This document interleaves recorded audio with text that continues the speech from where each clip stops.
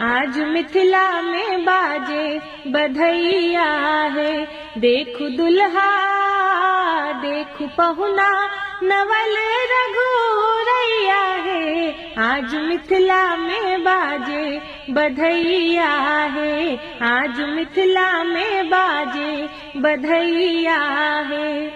छठ जहने किशोरी जिगोरी है।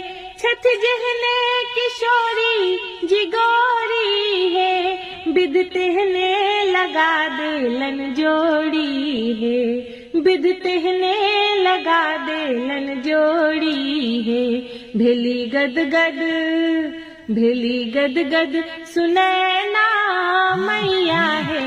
भेली गद गद सिया जी के मैया है। आज मिथिला में बाजे बधैया है।